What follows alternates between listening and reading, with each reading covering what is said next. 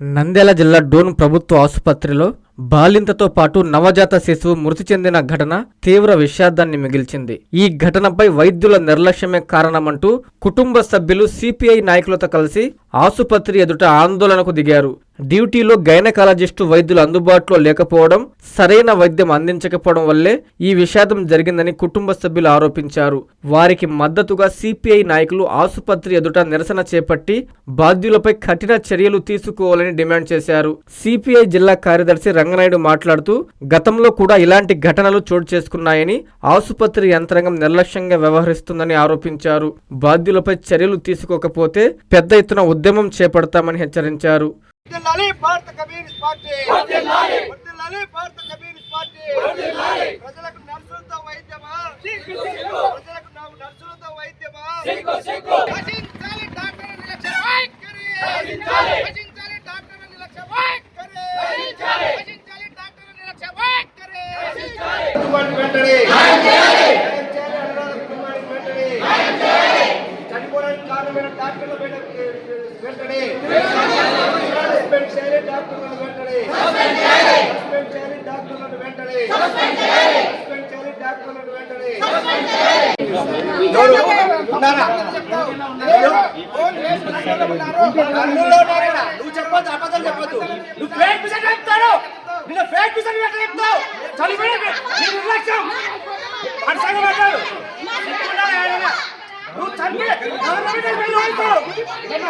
Government హాస్పిటల్కి ఎవరు వస్తాడు? పేదోడు వస్తాడు.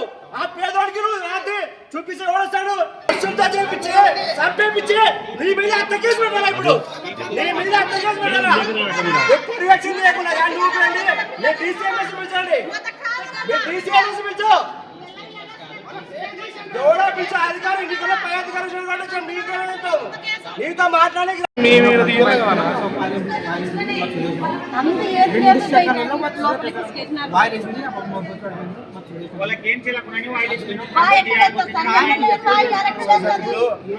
గవర్నమెంట్ హాస్పిటల్లో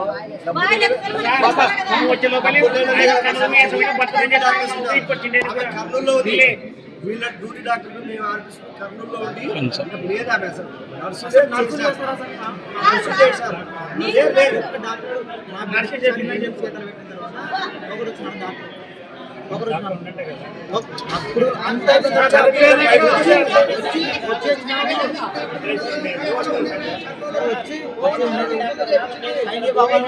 వైద్యము కర్నూలులో ఫోన్ ద్వారా చేపిస్తుంది.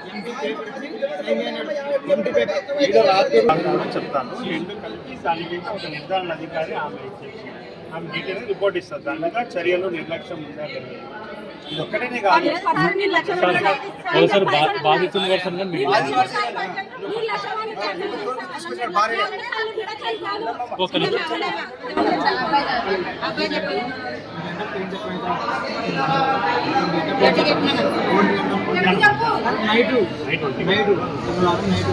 నైట్ ఉన్నప్పుడు పెయిన్ స్టార్ట్ అంటే 2 లోపల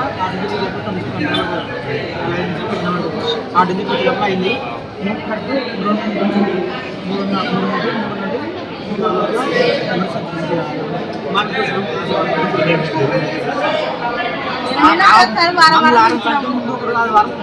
చూసుకొచ్చినాం. వారు కూడా బాగానే ఉన్నారు.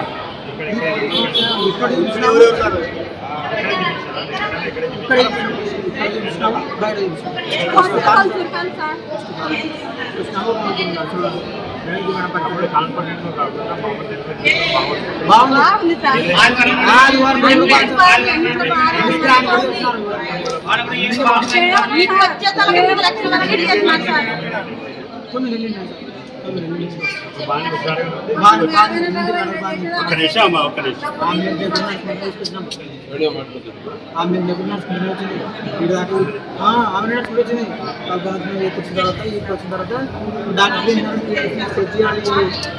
నర్సింగ్ పని పోయి పైసలు ఆమె కూడా ఫోన్ చేశాను. ఆమె చూసిపోయాను పోయి ఒకటి ఫోన్ వచ్చి వచ్చిన ఆయన వచ్చి డాక్టర్ నేను చెప్పేది ప్రభుత్వం ఏ విధంగా దాని యొక్క కార్యాచరణ ఏ విధంగా నేను చెప్తాను. దాన్ని బట్టి మీరు ప్రొసీడ్ కావచ్చు. మీరనే కాదు, ఈ రోజు జరగచ్చు. రేపు జరగదు. కానీ గవర్నమెంట్ ఖచ్చితంగా దీని మీద విచారణ జరిపి కంపల్సరీగా ఎవరైతే బాధ్యత నిర్లక్ష్యంగా ఉన్నారో చెప్పిన మాటలు కాదు అసలు కూడా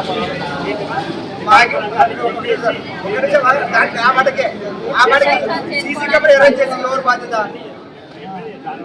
సీసీ కెమెరా ఒకటే కాదు, కంప్లీట్గా అక్కడ టీచర్ ఉన్న వాళ్ళు పద్ధతిగా కంప్లీట్గా వచ్చినప్పటి నుంచి పంపించే వరకు ఏ స్టెప్ బై స్టెప్ ఏదో నిర్లక్ష్యం జరిగిందో కంపల్సరీగా వాళ్ళు నీట్గా నేరేషన్ ఇస్తారు. ఎంక్వైరీ రిపోర్ట్ ఇచ్చిన తర్వాత ఎవరిదైతే ఖచ్చితంగా బాధ్యత రాయితం ఇస్తారు. మీరు చెప్పారు కదా, ఇప్పుడు 108 పంపించినప్పుడు ఒక రెఫరెన్స్ స్లిప్లో ఒక రెఫరెన్స్ స్లిప్ ఏ విధంగా రాయాలి, పేషెంట్ కండిషన్ ఎవరు చూడాలి, దాంట్లో పేషెంట్ యొక్క స్థితిగతులు ఏ విధంగా రికార్డ్ అయినాయి, మొత్తం రాసినారు లేదా, పంపించిన ఆసుపత్రిలో వాళ్ళు చదువుకొని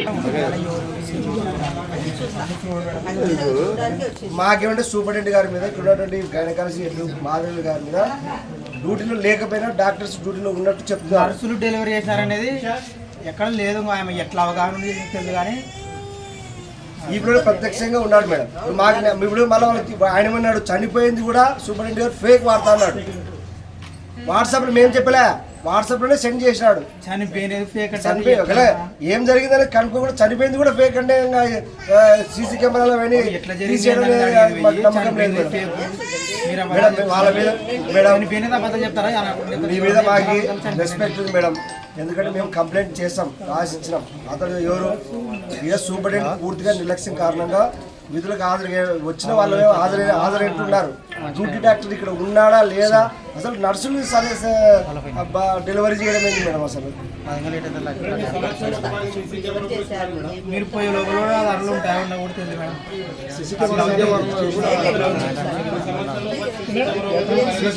డెలివరీ చేస్తారు మేడం.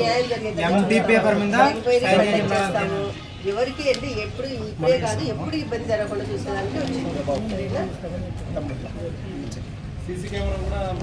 మేడం సీసీ కెమెరా మీరు చూసేటప్పుడు మేము కూడా చూస్తాము. ఆడ ఏం జరిగింది మాకు చూపించండి. చూడకపోయినా ఖచ్చితంగా మీ ప్రాణం కోసం ఖచ్చితంగా చూస్తాం. లేదు మేడం, మేము చూస్తే కూడా మాకు కూడా ఇట్లా ఫలానా ఎవరెవరు ఉన్నారనేది అది ఉంటుంది కదా మేడం. పర్వాలేదు.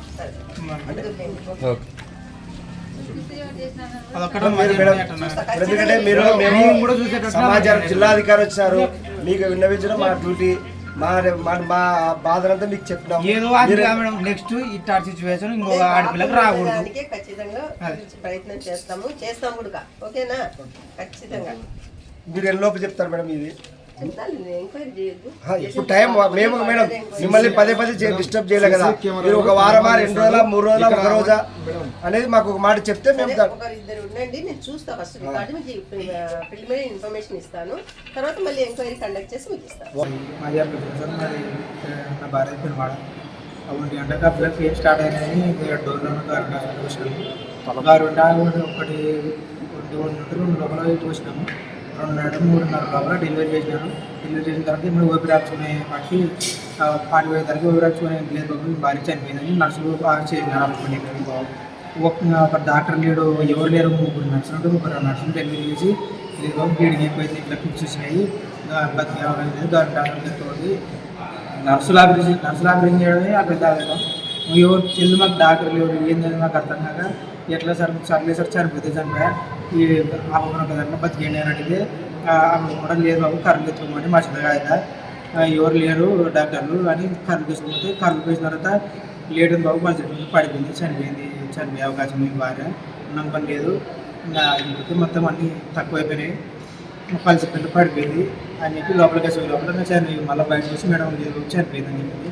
ఆ డోర్లో ఉన్న కర్రలో ఉన్న డాక్టరే తిడుతుంది కానీ డోర్లో ఉండాలని. కొంచెం ఇంత నెగ్లిజెన్స్ ఉండే నా కనీసం అంత గంట టైం కూడా లేకుండా వాళ్ళకి వచ్చి నర్సులు ఎట్లా ఆపరేషన్ చేస్తారు, గాడులు రావాలి మనుషులా అని డాక్టర్ మేడం తిట్టింది కాదు మేడం. ఇంకొకరికి మేడం చనిపోయిందని చెప్పింది. నెల 14వ తేదీన డోన్ ప్రభుత్వ వైద్యశాలకి కృష్ణగిరి మండలం ఎరకల్చెరు గ్రామానికి చెందినటువంటి మహేష్, పెనుమాడ గ్రామానికి చెందినటువంటి అనురాధ తీసుకొని హాస్పిటల్కి రావడం జరిగింది. అయితే ఇక్కడ డాక్టర్లు ఎవరు సక్రమంగా లేకపోవడం వలన విధుల్లో ఉండాల్సినటువంటి హాజరు మాత్రం ఉంది. కానీ ఇక్కడ నర్సులతో వైద్యం చేసి ఆ వైద్యం వికటించి ఈరోజు అనురాధ పుట్టినటువంటి బిడ్డ బాబు చనిపోవడం జరిగింది, అనురాధ చనిపోవడం జరిగింది. దీనికి బాధ్యులైనటువంటి వారిపైన ఖచ్చితంగా చర్య తీసుకోవాలని మేము డిమాండ్ చేస్తూ ఉన్నాం. ఈరోజు విధులకు హాజరు కావాల్సినటువంటి డాక్టర్, విధులని పర్యవేక్షణ చేయాల్సిన డాక్టర్లు, పర్యవేక్షణ చేయాల్సినటువంటి సూపరింటెండెంట్ నిర్లక్ష్యం పూర్తిగా కనపడతా ఉంది. గైనకాలజిస్ట్ హెడ్ మాధవి గారు ఇక్కడ పూర్తిగా పర్యవేక్షణ లోపం ఉంది. ఆమె ఎవరిని కూడా డాక్టర్లను సక్రమంగా విధులు చేయకుండా ప్రైవేట్ క్లినిక్లో పెట్టి ఇక్కడ ప్రభుత్వ హాస్పిటల్కి వచ్చేటువంటి పేద ప్రజలని నిర్లక్ష్యం చేసి వాళ్ళ ప్రాణాలను బలికొట్టినటువంటి వాళ్ళపైన క్రిమినల్ కేసు నమోదు చేయాలని మేము ఈరోజు సిపిఐగా డిమాండ్ చేస్తూ ఉన్నాం. అదే వాళ్ళకి మృతికి కారణమైనటువంటి నిర్లక్ష్యానికి వల్ల చనిపోయినటువంటి అనురాధ కుటుంబాన్ని కూడా ఆదుకోవాలని మేము డిమాండ్ చేస్తూ ఉన్నాం. వీళ్ళపైన ఖచ్చితంగా చర్య తీసుకోకపోతే రాబోయే రోజుల్లో పెద్ద ఎత్తున ఉద్యమం చేస్తామని చెప్పి తెలియజేస్తాం. Narayana educational institutions Nellore NEET 2025లో కేవలం నెల్లూరు నారాయణ మెడికల్ అకాడమీ నుండి జాతీయ స్థాయి ఓపెన్ కేటగిరీలో 1000 లోపు 9 ర్యాంకులు సాధించడంతో పాటు 397కు పైగా మెడికల్ సీట్లు సాధించి మరే ఇతర విద్యా సంస్థలు అందించలేని ఉత్తమ ఫలితాలు అందిపుచ్చుకున్నారు. నీట్ లాంగ్ టర్మ్ బ్యాచ్ కు జూలై 13 నుండి క్లాసులు ప్రారంభం. సంప్రదించండి నెల్లూరు నారాయణ మెడికల్ అకాడమీ.